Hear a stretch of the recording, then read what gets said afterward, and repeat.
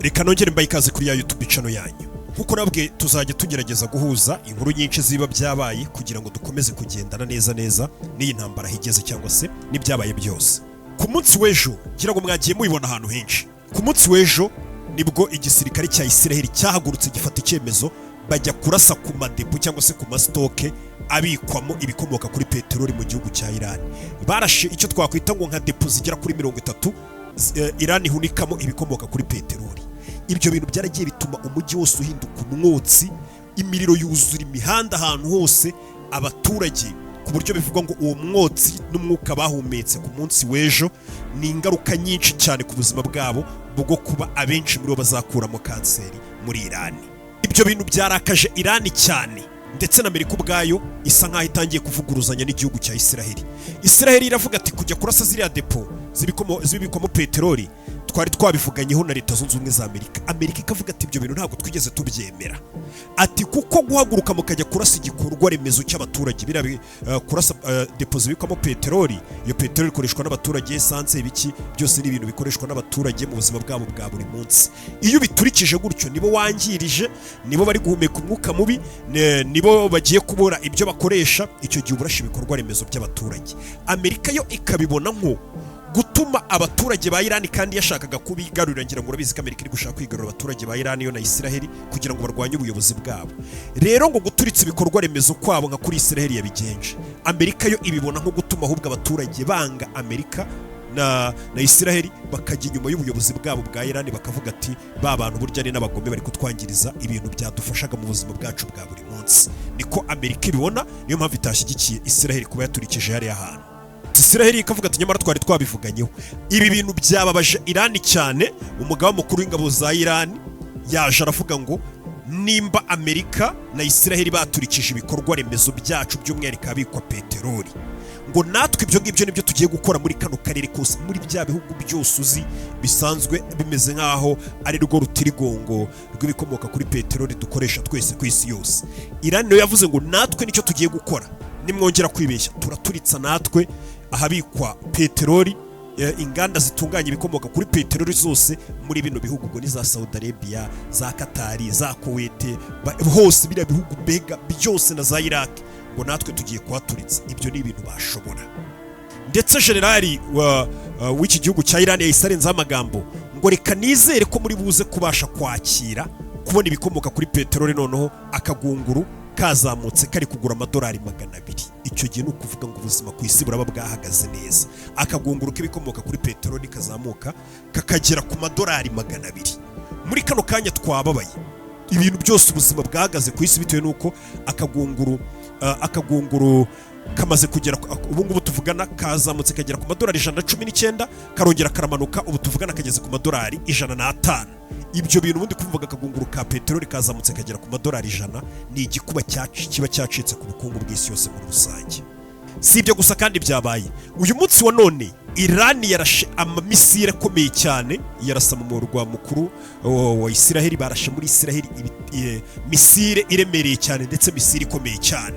Mwibutsa ko buriya kugira ngo ubone misire zaturutse muri Iran ngo zigende zizagere muri Israel mu kirere cya Israel, ni ikigaragaza ko Iran iba yakoze akazi katoroshye, kuko hafi ya Iran, ubwo ni muri Iraq, Amerika ara hafi yashyize intwaro zayo zigomba kuzimya ibitwaro byose birasubiye muri Iran, bakahita babirasira hafi aho ngaho, kuko muri Iran na Iraq biregeranye. Rero Amerika iri guhagarikira ibisasu muri Iraq, Iran ikirasa bahita bihagarikira mu kirere n'amadrone, ibibacitse yarandi mata ari ku nyanja na kuri Mediterane nayo akahita ahagarika ibindi bisasu. Ubwo akarokotse kakagenda kagera muri Jordani nayo ikahita ibihagarikira mu kirere, kuko iri gufatanya na Israel mu kubarinda sinzi imikoranire bagirana, bakahita bahagarikira ibisasu mu kirere. Ubwo ibisasu bya Iran birokotse ibyo bintu byose, ubwo bwirinzi bwose nicyo kigenda kikabasha kugera kuri Israel, kuko kuri Israel uva kugera kuri Iran ni kure cyane. Ngira ngo uri kumva ukuntu Iran nta kuntu bitagize, baba barayitegeye mu nzira ibyirashe byose, ubundi bagerageza kubihagarikira mu nzira kugira ngo bizagere muri Israel, biba bigoye, ariko biranga n'ubundi bikagera kuri Israel. ni mu gihe perezida wa leta zunze ubumwe za Amerika ku munsi w'ejo nababwiye ko yari ari kuvuga ngo intambara warabona basa nkaho bayirangije, basa nkaho bayitsinze, kuko avuga ati igisirikare cyose cya Iran twarakirangije, abarwanira ku mazi twabashyize hasi, intwaro zabo ziri hasi, niko Trump avuga mu ruhame. Ariko generali w'ingabo za Iran uyu munsi yongeye gutangaza ko ngo twebwe igisirikare cya Iran dufite ubushobozi, nimba muri kubona uno muvuduko turi kurasiraho, uburyo urenze ibisasu turi kurekura, ubwinshi bw'ibyo turi gukora, ati dufite ubushobozi bwo kurwanira kuri uyu muvuduko turiho turasa buri munsi kugeza amezi 6 ashize tukiri kuri uyu muvuduko. Ati ubwo bushobozi turabufite bwo kurwana urwo rugamba kuri uru rwego. None bidasubirwaho byamaze kwemezwa, muri Iran bamaze kwimika umuyobozi w'ikirenga usimbura uwari uriho, ndetse bashyizeho umuhungu we kwigendera Khamenei, bashyizeho umuhungu we none witwa ngo ni Mojtaba Khamenei, niwe wimitswe agirwa umuyobozi w'ikirenga wa Iran. Uyu muhungu wa Khamenei mukuru wapfuye, uyu wamusimbuye Mojtaba Khamenei, numwe mu bantu b'inzobere b'abahanga cyane mu byerekeranye n'urugamba, kuko yabayeho umusirikare. Ni umuntu utajya wigaragaza ku mbuga nkoranyambaga, ku buryo abanya-Iran benshi banavuga ati ijwi rye ntabwo twari tutaramwumva avuga no mu ruhame. Ariko ngo akimara kurahira cyangwa se akimara kwimikwa, abaturage baserebuye muri Iran, inama video menshi yagaragaye bari guserebura bishimiye kumwakira, ndetse igisirikare kiriho kita kivuga ngo tuzakugwa inyuma, ijambo ryose utubwira niryo tuzajya twubahiriza, kandi gahunda hari no gukomeza ibitero.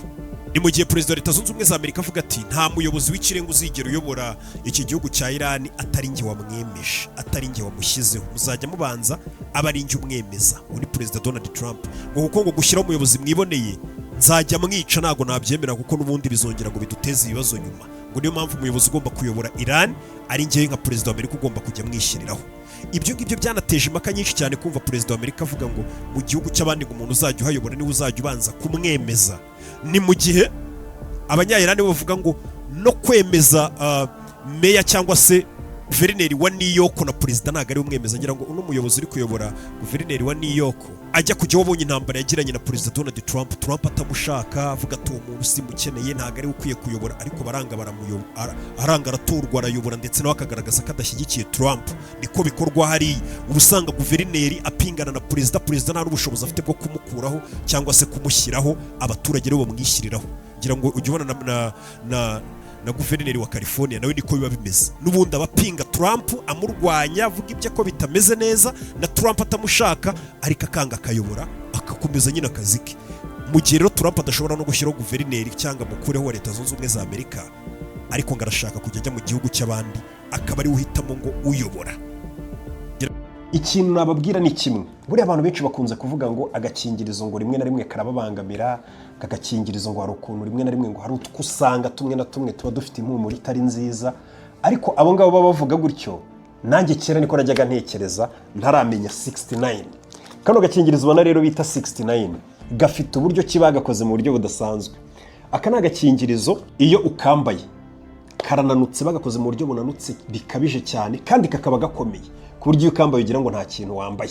Gafite ukuntu gafite impumuro nziza idasanzwe, ukigafungura gutya gafite impumuro nziza, strawberry, pineapple, chocolate. Nimba uri umucuruzi ugiye gucuruza, genda uvuga ati ndashaka 69 niyo nshaka kurangura, kuko niyo igezweho ahantu hose. Nimba uzi ko nawe uri umuguzi ugiye kwigurira agakingirizo, ushaka kugira ngo uze kuhanyurana umucyo, uryoherwe, uhumurirwe, ndetse no mwabonanye agenda avuga turi umuhungu ni umusirimu, genda ubaza agakingirizo cyangwa se ukitwaje ku ikofi kitwa 69. Noneho n'iryo zina ryako kitwa 69 ubwako rikumvisha ukuntu kano gakingirizo kateguwe. Ngo uri kumva ukuntu ibintu bikorwamo. Uyu muyobozi w'ikirenga wamaze kwimika Mojtaba Khamenei, Uburusiya n'Ubushinwa bamwakiranye urugwiro, bavuga ko bazamushyigikira mu miyoborere ye. Nibyo bihugu byamaze kugaragaza ko bimwishimiye ko yimitswe ku buyobozi.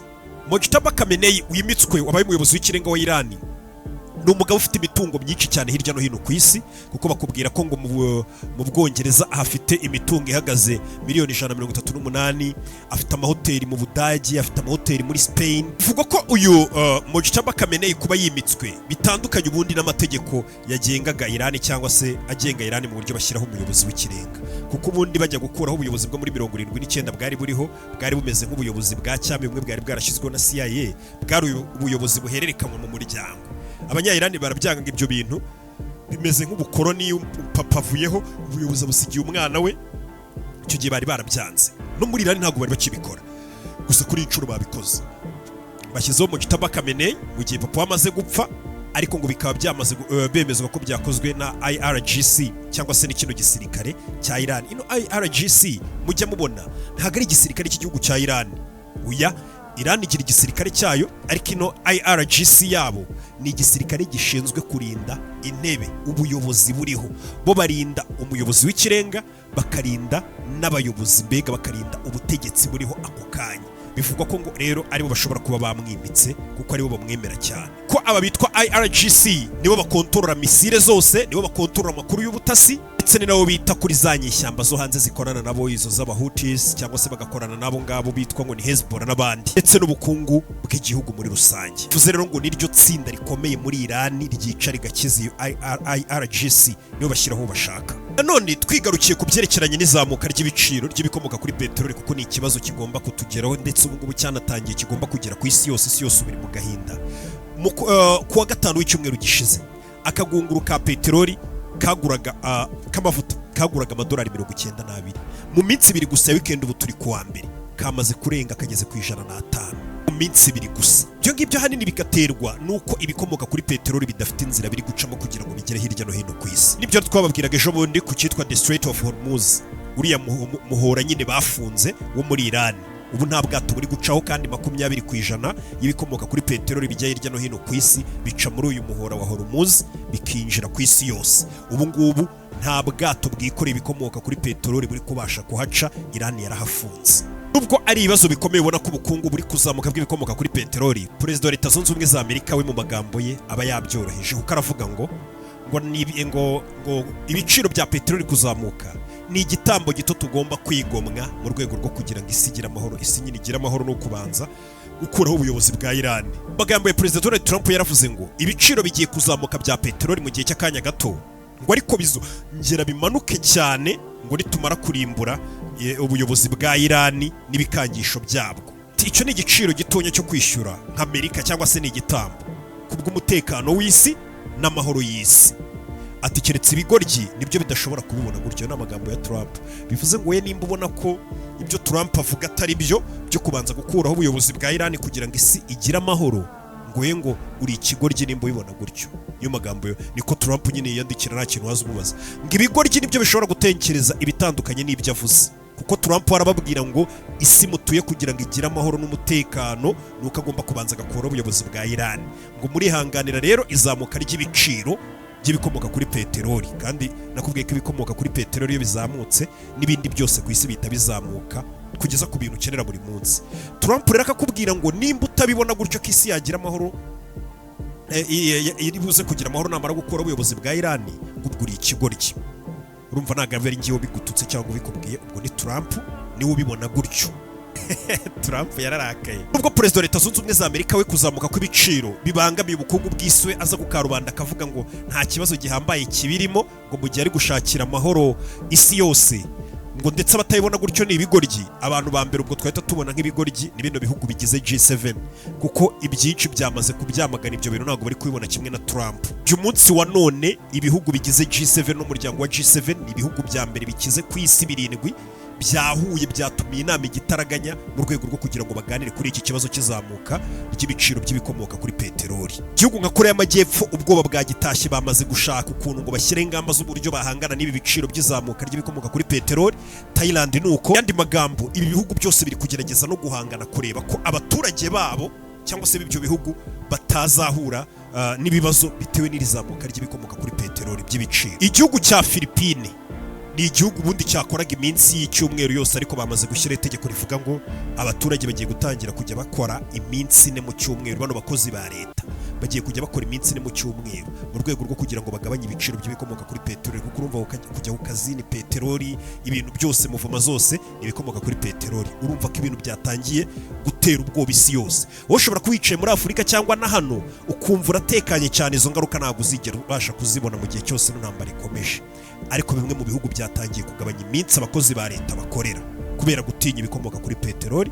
umuvuduko biri kuzamukaho. Igihugu nka Bangladesh bamaze guhagarika amakaminuza yose, amayuniversite yose bayahagaritse nyine ngo abanyeshuri bagiye mu kiruhuko mu rwego rwo kugira ngo bahangane n'ibi biciro n'isesagurwa cyangwa se n'uburyo ibikomoka kuri peteroli bikoreshwamo. Kugira ngo wumve ukuntu bino bintu biteye ubwoba biri kuba muri kano kanya ubisobanukirwe neza, ni ukuvuga ngo guhera mu mwaka w'1978 kugeza mu mwaka w'2022, muri iyo myaka yose habaye ibibazo by'izamuka ry'ibikomoka kuri peteroli biteza ibibazo isi yose inshuro 5 muri iyo myaka. Muri iyo myaka yose yari mu 1978 kugeza 2022 habayemo ingorane 5 zatumye izamuka ry'ibiciro bikomoka kuri peteroli byiyongera. Icyo gihe bivugwa ko ngo utugunguru miliyoni 20 ari two mbega twabuze ku isoko muri icyo gihe cy'imyaka guhera 1978 kugeza 2022. None utwo kutugunguru miliyoni 20 uyu munsi turi kubura buri munsi. Isi yose yari ifite ibibazo ivuga ngo mu myaka yashize ibibazo twigeze kugira ubiteranije ngo twahombye utugunguru miliyoni 20 muri iyo myaka 10 nyinshi cyane. Ibyo nibyo bibazo igihugu isi yigeze kugira. None utwo tugunguru bajyaga bavuga ngo babuze mu myaka za 10, utwo tugunguru miliyoni 20 uyu munsi wa none turi kubura ku isoko, ntabwo turi kubasha kugera ku isoko bitewe n'iyi ntambara. Bivuze ngo iki kibazo kiri kuba uyu munsi wa none kibikomoka kuri peteroli nicyo kiza cya mbere kibayeho ku isoko ry'ibijyanye n'ibikomoka kuri peteroli giteye ubwoba kibayeho mu mateka kuva isi yaremwa. Ndaje mu kanya dukomeze turebe ibikomeje kugenda biba n'ubundi kuri runo rugamba n'ibigenda bihinduka byose.